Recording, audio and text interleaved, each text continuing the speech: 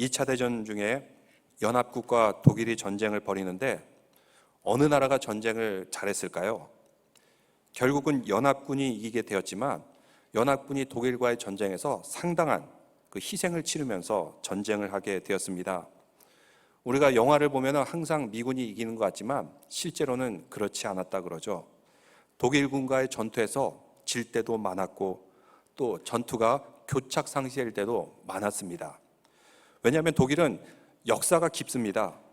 그리고 많은 전투 경험이 있어서 그리고 노하우도 있기 때문에 아주 뛰어난 전투를 구사할 수 있었던 것입니다.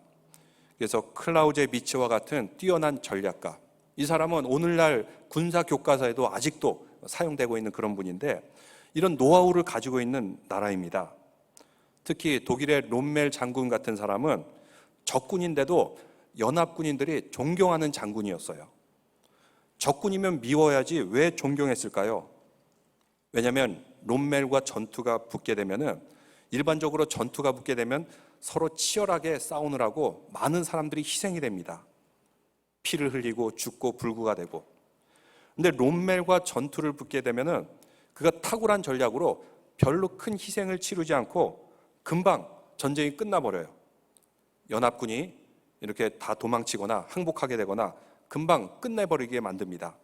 전쟁에 피를 최소한 흘리면서 이겨버리는 장군이기 때문에 비록 적군이지만 참 대단한 장군이다 하는 그런 칭송을 받았던 장군입니다.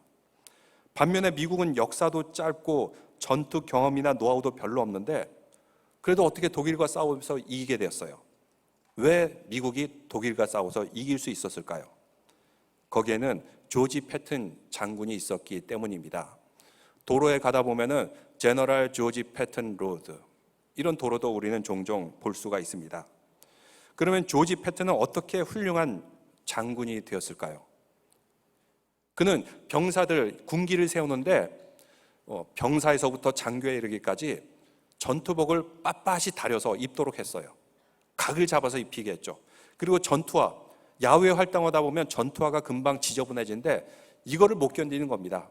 전투화 깨끗이 닦아, 반짝반짝 빛날 정도로 닦아, 복장과 신발에서부터 정결하게 만들었던 것입니다. 그러면 옷만 정결하게 입고 다닌 줄 알았는데 군인들이 자부심이 생겨요. 일반적으로 군대에 보면 하급 병사들은 그냥 마지못해 이 전투에 참여하기 때문에 그냥 동태 눈깔처럼 멍한 자세로 그 부대에 임하기 쉬운데, 근데 패튼 장군의 그 부대는 병사들도 아주 눈이 초롱초롱해요. 아주 그냥 정신이 번쩍번쩍 들어 있습니다. 그래서 병사인데도 불구하고 창의적으로 전투를 벌입니다. 마지못해 시켜서 하는 것이 아니라 이쪽 방향으로 하면 우리가 이길 수 있겠습니다. 그러면서 병사들이 앞장서서 전쟁하도록 만들었다는 것이죠. 그럼을 통해서 그 롬멜과 같은 뛰어난 장군과도 싸워 이길 수 있는 그런 부대를 만들 수 있었던 것입니다. 우리 한국군이 사실은 패튼 장군의 영향을 많이 받았어요. 패튼 장군의 미군의 영향을 많이 받아서 여러분 한국 군인들 보면은 전투복을 항상 다림질로 아주 칼각을 잡는다 그러죠. 빳빳하게 다려서 입고 전투화도 항상 뺀질뺀질 닦습니다. 미군의 영향을 받은 거죠. 정신 전력에서부터 이미 승리하는 것입니다. 지금 우리는 방송으로 예배를 드리고 있습니다. 여러분 어떤 옷차림으로 예배 드리고 있습니까? 제가 이렇게 쭉 자료를 보니까 우리 교회는 아닌데 다른 교회 장로님이 솔직하게 고백을 해요. 처음 예배를 드릴 때는 정자세를 하고 정장을 입고 이렇게 예배를 드렸다 그래요. 근데 어느 순간 점점점 흐트러지기 시작하더니 지금은 잠옷을 입고 예배를 드리는 자신을 보고 회개하였다, 이런 고백을 하더라고요. 지금 이 상황이 사탄의 전략이죠. 코로나로 인해서 우리는 지금 영적인 전투도 벌이고 있는 상황입니다. 우리는 영적인 전투를 벌이는 그리스도의 군사입니다. 예배드리는 것은 영적인 전투 중에 있는 것입니다. 모두가 이렇게 조지 패튼 장군처럼 정결한 마음과 옷과 자세를 가지고 승리하는 우리 영적 전투를 벌이는 모두가 되시기를 주님 원하고 계십니다. 오늘 말씀 17절부터는 산상수훈의 본문이 시작됩니다. 5장 첫 부분에 팔복을 통해서 진정한 복이 무엇인가 말씀해주고 우리는 소금과 빛과 같은 존재이다 말씀해 주십니다. 당시대는 모든 사람들이 의욕이 상실된 그런 시대입니다. 그리고 매우 어두운 시대입니다. 이런 가운데 소금같이 맛을 내고 기운을 돋게 하라. 그리고 어두운 세상 가운데 빛이 되어라. 하나님이 자녀로서 우리의 정체성을 말씀하여 주셨습니다. 그러면 17절부터는 우리가 어떻게 살아야 되는가, 하나님과 어떤 관계를 맺고 이웃과 어떤 관계를 맺어야 되는가 구체적으로 말씀하여 주고 있습니다. 우리가 믿음의 삶을 살고 있습니다. 믿음이란 것이 무엇일까요? 믿음은 하나님과 이웃과의 관계에서 믿음이 드러나게 됩니다. 그래서 10계명을 줄 때도 1계명에서 4계명까지는 하나님과의 관계에 대해서 말씀하시는 계명, 그리고 5에서부터 10계명까지는 사람과의 관계에 대해서 말씀하고 있습니다. 다시 말해 10계명은 우리의 신앙생활의 핵심을 말해주고 있는데, 하나님과의 관계, 사람과의 관계, 어떻게 살아가야 되나 요약하여서 말씀해 주는 것이 바로 10계명의 말씀입니다. 이러한 의미에서 율법, 오늘 산상수는 먼저 사람과의 관계에 대해서 말씀하고 있습니다. 그래서 17절부터 시작되는 그 말씀 이해하기 위해서는 이 말씀이 어떤 배경 가운데 주어지게 되었나, 이 배경을 알게 되면 우리는 이 말씀에 대한 이해를 더 정확하게 할 수가 있습니다. 당시 예수님께서는 사람들에게 많은 오해를 받았습니다. 어떤 오해를 받았냐면 모세의 율법을 깨트리는 사람이다. 율법으로는 안식일에 일을 해서는 안 되는데 예수님은 제 아들과 밀밭 사이를 걸어다니면서 이삭을 주어 드십니다. 또 안식일에 일해서는 안 되는데 병든 사람을 고쳐줍니다. 마치 안식일을 깨트리는 것 같았습니다. 그리고 율법에 의하면 이방 사람 함부로 만나서는 안 되는데 이방 사람도 만나고 거기다 사마리아 여인까지 만나게 됩니다.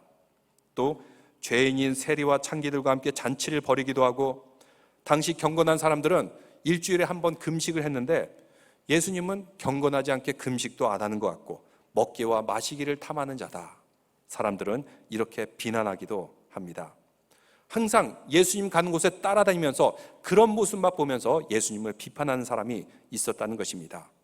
그러면서 결론은 저 사람은 율법을 깨트리러 온 사람이다, 이렇게 오해를 받으셨습니다. 여기에 대해 오늘 산상수훈에서는 율법에 대한 예수님의 생각을 분명히 밝혀주고 있습니다. 여러분, 종교개혁자들은 종교개혁을 할 때 믿음으로 구원을 받는다, 이 말씀을 가지고 종교개혁을 했어요. 그 근거는 로마서의 말씀입니다. 근데 로마서 말씀이지만 로마서에도 분명히 믿음은 실천에 따라 달려있다, 이렇게 말씀하고 있어요. 실천이 무엇일까요? 그것은 율법을 지키는 것입니다. 율법의 실천, 나는 사람을 죽이지 않았기 때문에 율법을 지켰다, 나는 도둑질 안 했기 때문에 율법을 지켰다, 이런 차원이 아닙니다. 그 율법을 준 근본적인 의미를 알아서 창의적으로 우리 삶 가운데 적용하면서 지키는 것입니다. 믿음이 있는 사람이 이것이 가능하죠. 근데 율법이라는 문자에 매달려 있으면 그 문자 그대로만 지켰다고 생각하고 나는 율법을 다 지켰다고 착각한다는 것입니다.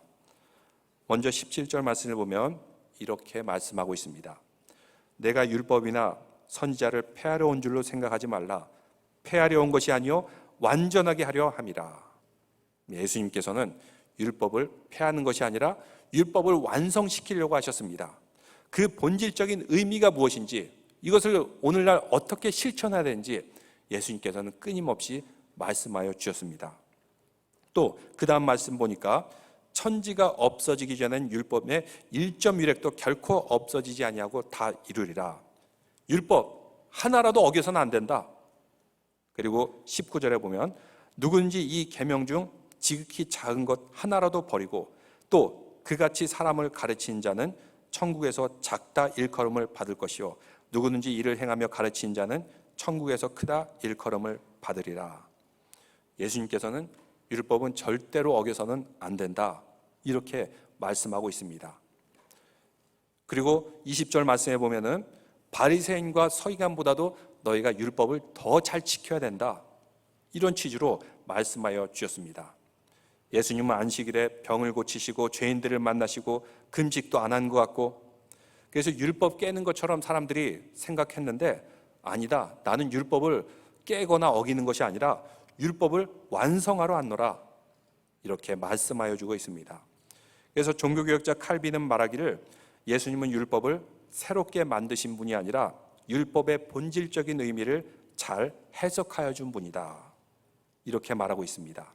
그래서 산상수훈을 보면 모세의 율법이 가리키고 있는 그 가르침뿐만 아니라 이 가르침을 준 의도도 분명하게 말씀하여 주고 있습니다. 율법은 마치 하나님의 자녀로서 잘 살기 위한 매뉴얼에 비교될 수가 있습니다. 어느 회사나 단체나 보면은 매뉴얼이 있습니다.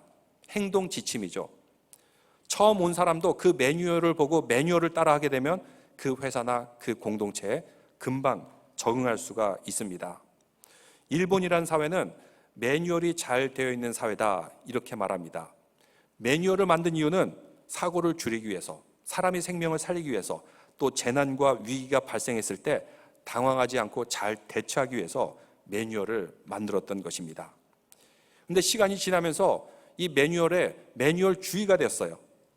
매뉴얼을 맹신하게 되었어요. 그래서 이 매뉴얼 때문에 오히려 사람들을 위험에 빠뜨리게 한 경우가 있다는 것입니다.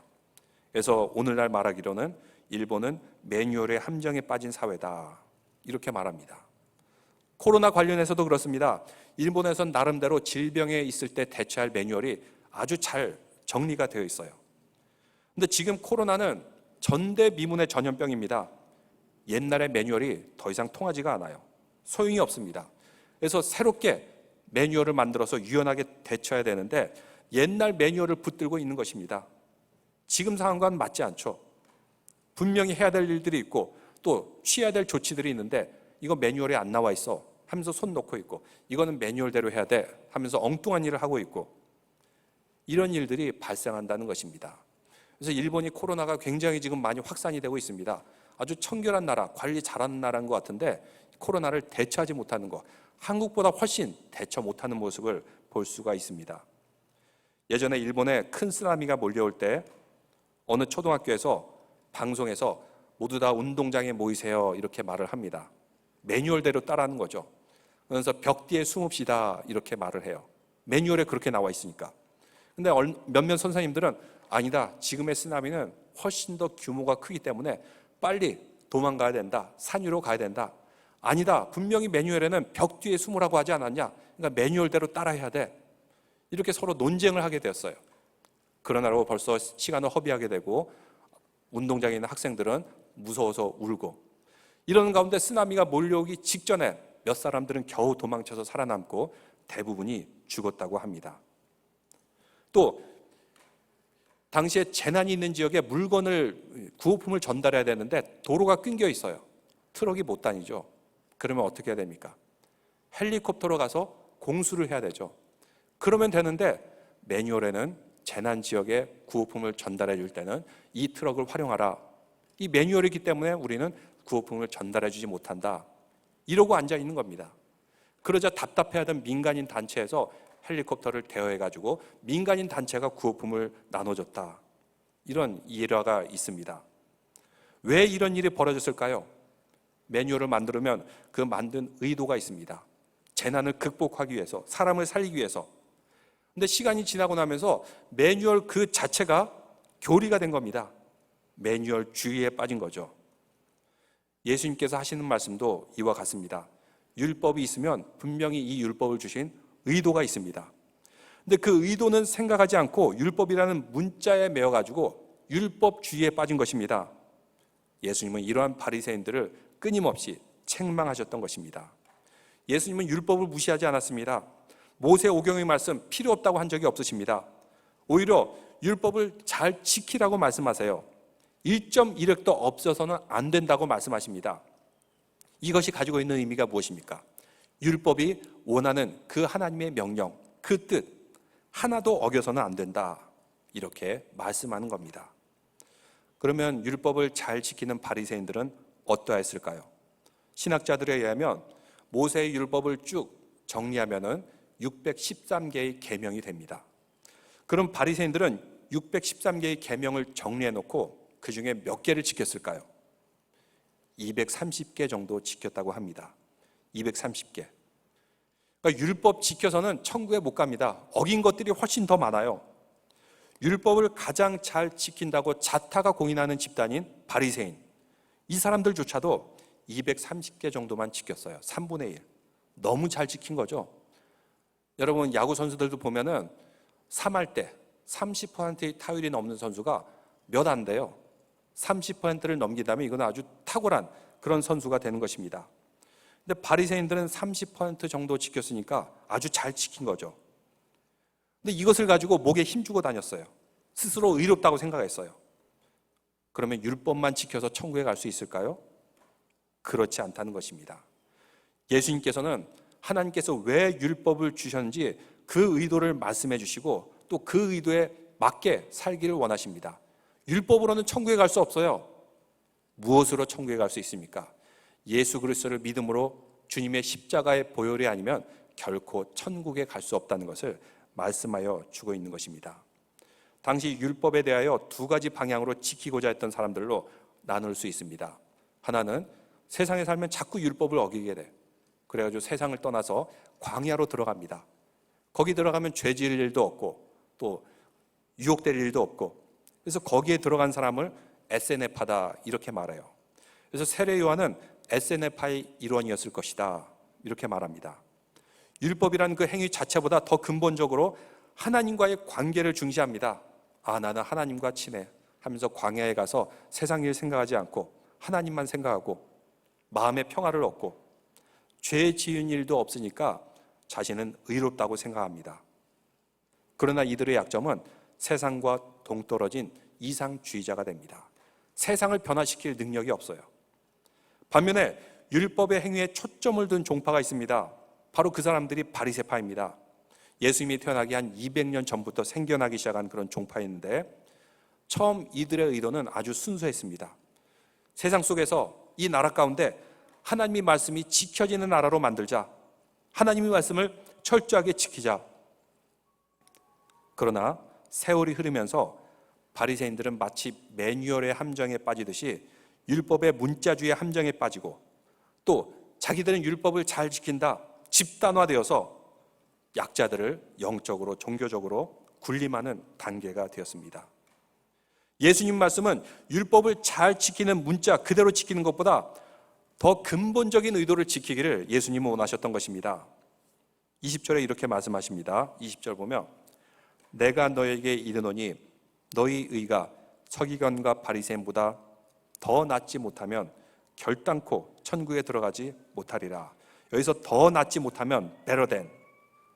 이 말은 바리새인들이 230개 지키니까 너희들은 이것보다 더 많이 지켜야 된다.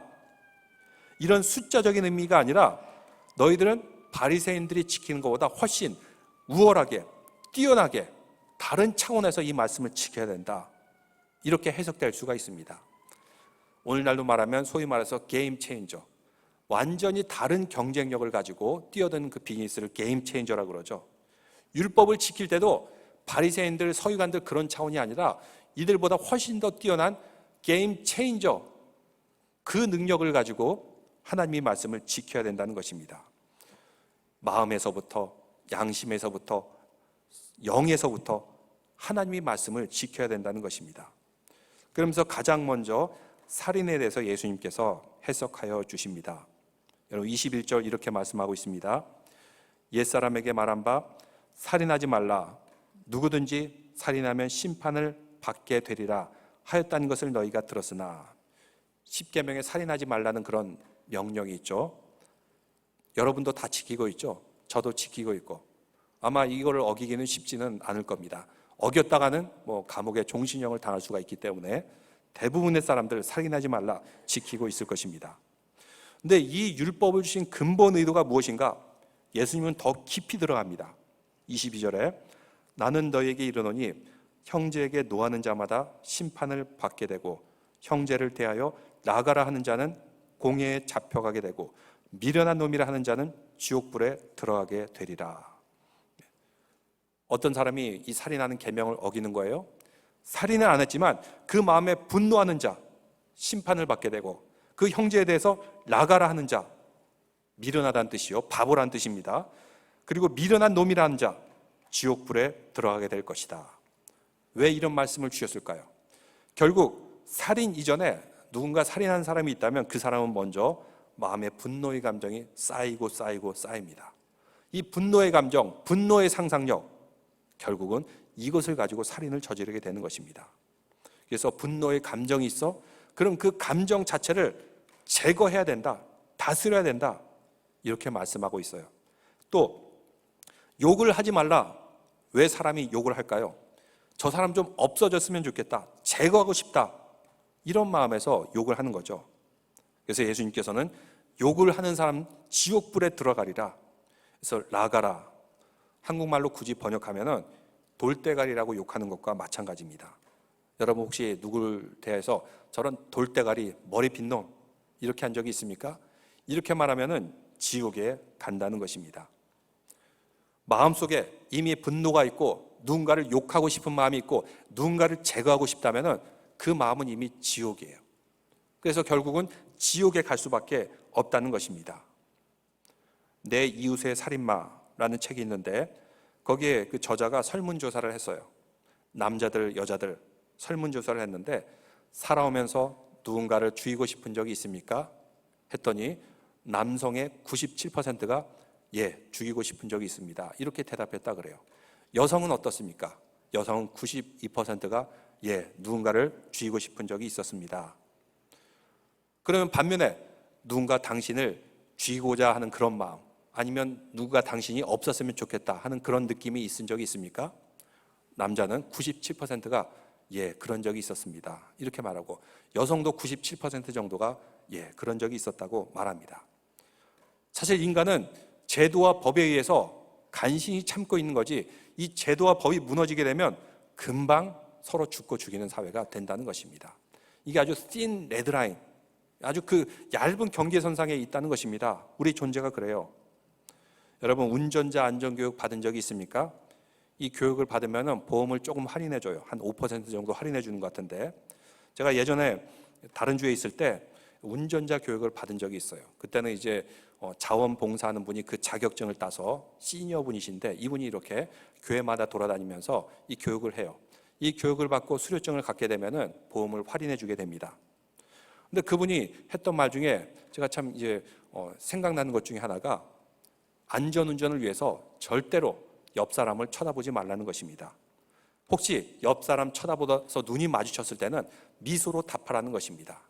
그리고 운전해서 가는데 그 옆차가 계속 쫓아오면은 집으로나 직장으로 가지 말고 경찰서로 가라는 거예요. 왜? 그래가지고 살인사건이 일어난 경우가 종종 있다는 것입니다. 총에 맞아 죽거나 차에 치여 죽거나.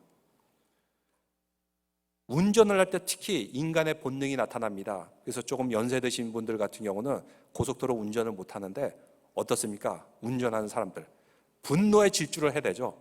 그냥 틈이 있으면은 막 끼어들고 다른 사람 위협하면서 운전하는 분노에 가득 찬 운전자들, 우리는 종종 볼 수 있어요. 왜 특히 운전할 때 이렇게 와일드해질까요? 왜냐하면 차의 그 껍데기 안에서 내가 드러나지 않는다고 생각하는 거예요. 내가 드러나지 않고 내가 보여지지 않는다고 생각하니까 인간의 본능이 드러나는데, 그 본능이 뭐예요? 분노와 살인의 그 본능이 나타나는 겁니다. 제가 다른 교인들한테 들었는데 이런 경우가 있었다 그래요. 어떤 분이 아마 운전하다가 시비가 붙었나 봅니다. 우리 한국 사람인데, 근데 이분을 막 이렇게 운전하면서 위협 운전을 하더라는 것입니다. 너무 무서워가지고 이분이 경찰서에 가서 세워서, 경찰서에서 이렇게 경찰이 나와서 이 문제를 해결해 주면서 그에게 협박 운전을 했던 사람 이걸 잡아갔다, 뭐 그런 얘기를 들었는데, 제가 보기에는 그 한국 분이 이렇게, 그분이 제가 이렇게 보니까 성격이 분명히 한국 사람 칼치기 하듯이 팍 끼어든 것 같아. 그러니까 여기에서 미국 운전자가 화가 나가지고 자기도 칼치기 하듯이 팍 끼어들면서 결국 이렇게 로드 레이지 사건이 일어난 것 같은데, 제가 다른 교회 교인에게 왜 이런 얘기를 듣게 된지 모르겠는데, 분노하고 있을 때는 이미 살인으로 향하고 있다는 것입니다. 그래서 마음에 분노가 있어요? 그럼 이 마음을 잘 다스려야 된다, 예수님께서 준엄하게 말씀하여 주고 있습니다. 그럼 예수님은 어떠하셨을까요? 예수님 욕 안 하시고 화 안 내셨을까요?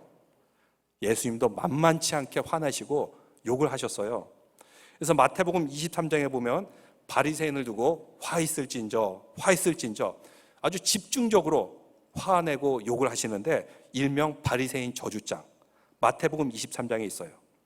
여러분 거기 보면 예수님께서 화 있을진저 미련한 소경과 같은 놈아, 맹인과 같은 놈아 하면서 계속해서 말씀하십니다. 또 예수님께서는 독사의 새끼들아 이렇게 말씀하세요. 독사의 새끼들아. 당시에 이스라엘의 가장 심한 욕이 독사의 새끼입니다. 예수님께서 오늘 말씀에 화내지 말라, 욕하지 말라 이렇게 말씀하셔놓고 왜 예수님께서 화내시고 욕하셨을까요? 여러분 재미있지 않습니까? 예수님은 욕하고 저주하고 화내시면서 왜 우리 보고는 화내지 말라 하셨을까요? 네, 여러분 분노의 감정이 있는데 이 감정의 동기가 무엇이냐는 것입니다. 일반적으로 사람들은 죽이는 마음, 미워하는 마음, 증오하는 마음 때문에 분노를 해요. 근데 예수님께서는 23장에 화 있을진저 이 미련한 맹인과 같은 놈아, 독사의 새끼들아 이렇게 말씀하셨지만 23장 37절에 보니까 이렇게 말씀하세요. 예루살렘아 예루살렘아 암탉이 그 새끼를 날개 아래 모음같이 내가 너를 자녀로 모으려 한 일이 몇 번이더냐. 예수님은 예루살렘이 앞으로 멸망당할 것을 아시고 이들이 멸망당하지 않기 위한 간절한 마음으로 먼저 이들에게 강력하게 호소를 한 겁니다. 예루살렘아 예루살렘아 암탉이 새끼를 모음같이 내가 너희가 심판을 받지 않고 안전하기를 원하는데 왜 그러느냐? 왜 이렇게 화 있을진저 이런 일들만 하느냐? 분노하고 욕하는 동기가 무엇이냐는 거죠. 정의와 공의를 위한 분노인가? 아니면은 증오하는 마음으로 분노하는 건가? 자기 뜻대로 되지 않는다고 분노하는 건가? 아니면 살아의 동기를 품고 분노하는 것인가? 예수님은 그 마음의 동기를 보시는 겁니다. 바른 길로 가지 못하고 심판을 받을 저 백성들을 바라보면서 안타까운 마음으로 예수님은 화 있을진저 그리고 저들에게 독사의 새끼들아 호소를 한 겁니다. 진짜 저들을 죽이고 싶어서 미워해서 욕을 한 게 아니라는 것입니다. 간혹 이렇게 설교자로서 아주 부흥 강사로서 그런 뛰어난 목사님들을 보면은 그러려면 죽어버려 뭐 이렇게 얘기도 하고 뭐 욕도 막 합니다. 사람들이 그 욕 듣고 죽어버리라 그래도 막 깔깔깔 웃으면서 재미있게 들어요. 왜 그럴까요? 그 목사님이 막 욕하고 죽어버려 하는 것은 진짜 죽으라는 뜻이 아니죠. 너희들 천국 가기 위해서 좀 정신 좀 차리라는 것입니다. 정신을 깨어나기 위해서 좀 과격한 말을 하셨던 겁니다. 사랑의 마음이 있었던 거죠. 예수님께서 그걸 얘기하신 겁니다. 악의적으로 분노하고 욕하는 거하고 정말 이들이 살기 위해서, 이들을 살려내기 위해서 사랑하는 마음으로 하는 것과 전혀 차원이 다르다는 것입니다. 예수님은 율법의 본질적인 뜻을 말씀하시면서 율법의 정신을 말씀하십니다. 율법이 뭐죠? 두 단어로 요약하면은 하나님 사랑과 이웃 사랑입니다. 하나님을 사랑하는 사람, 그 사람이 이웃을 미워할까요? 우리 이웃은 누구입니까? 하나님께서 창조하셨어요. 그리고 하나님께서 그 형상을 그 안에 주셨어요. 그렇기 때문에 하나님을 사랑하는 사람은 이웃을 사랑하게 됩니다. 근데 하나님의 사랑이 점점 떨어지게 돼요. 그럼 이웃에 대한 사랑도 점점 떨어지게 된다는 것입니다. 이웃을 죽이고자 하는 것은 하나님을 미워하는 마음이 그 가운데도 함께 있다는 것입니다. 우리 믿음의 사람들은 하나님 사랑, 이웃 사랑으로 우리 마음을 채우고 또 하나님 사랑, 이웃 사랑을 실천해서 그 마음이 항상 하나님 나라와 같이 천국을 누리는 성도가 되기를 우리 주님 원하고 계십니다. 이 말씀의 본질적인 의미를 깨달아 앞으로 계속 읽어나가는 마태복음을 통해서 산상수훈을 통해서 하나님의 말씀, 그 본질적인 의도를 잘 지킴을 통해서 바리새인과 서기관과는 차원이 다르게 주님의 뜻을 실천하는 모든 성도들, 우리 주님 원하고 계십니다. 기도드리겠습니다.